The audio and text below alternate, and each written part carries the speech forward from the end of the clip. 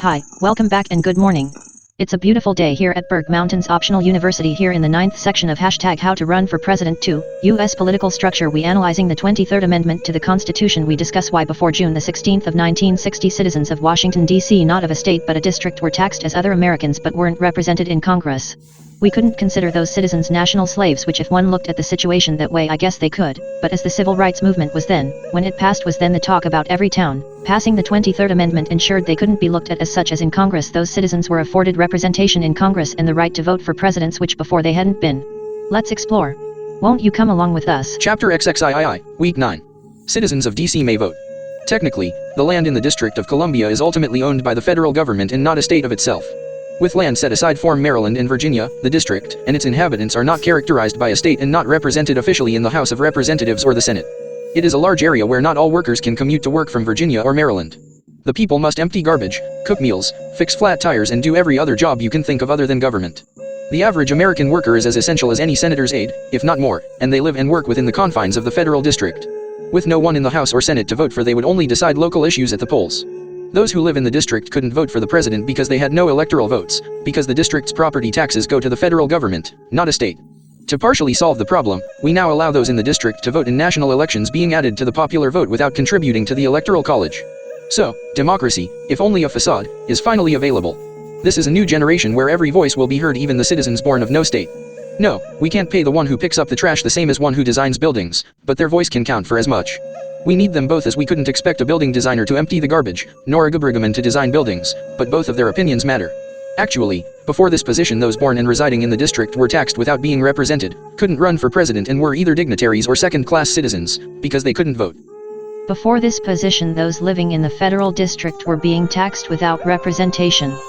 We have been through this before, and we know where this may lead, so to remedy this problem before it gets out of hand, we must allow them to at least have a vote in the national elections.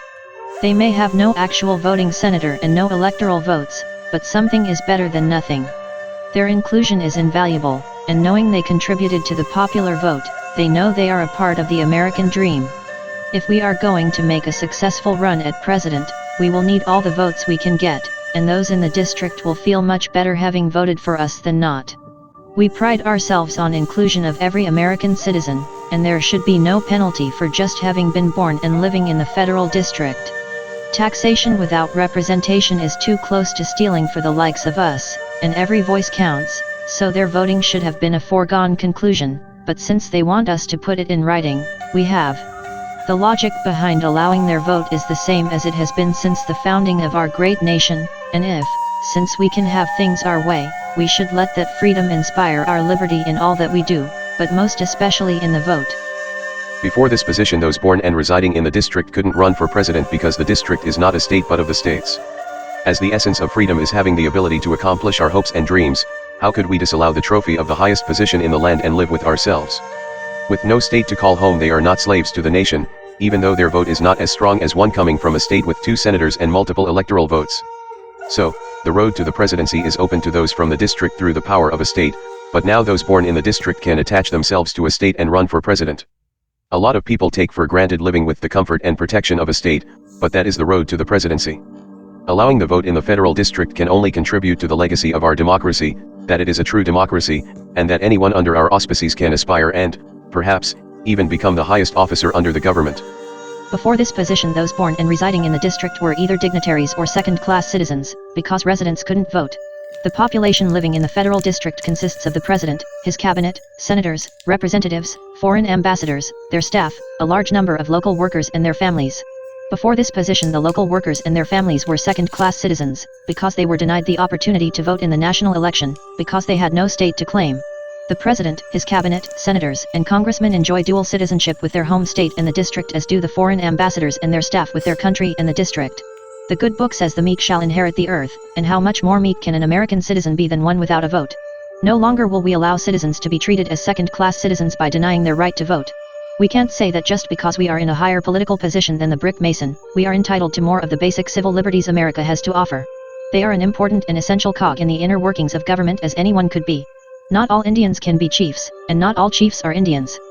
The commander-in-chief presides over the people of this great nation as a shepherd his sheep. and as of now citizen of the district that is not a state but of the states may perform their civic duty, and in doing so they may contribute to a more inclusive picture of the zeitgeist of America. We couldn't continue to tax those of the district without representing their positions, amicable or not. There is a record kept of every vote cast, and here is where the literacy campaign and learning to read and write proves its worth. All it takes to become president is to have 27 citizens write in the same candidate's name for president, when the time is right. Thus, representing oneself, promptly paying taxes and now being able to vote for and become president, the residents of the district may have it better than most. Why? Well, because they are closer to the nucleus of government, and for that proximity most are better disciplined. That concludes the information we'll be distributing today on the 23rd Amendment to the Constitution, which affords citizens of Washington, D.C. their rights to vote in national elections where before being a district and not a state neither had it representatives in the House of Representatives. Next session we cover the 24th Amendment forbidding all forms of poll tax where previously it had been used not to aid funds commissions have for administer a national election with citizens from far and wide, but as governmental red tape to hinder those less fortunate from participating. Until then we wish everyone's health, safety, welfare, and wherewithal improve or at least remain steady so that we'll be able to progress from here, then and there, so buckle up and drive safe. It's the law. Thank you for your time, understanding, and consideration.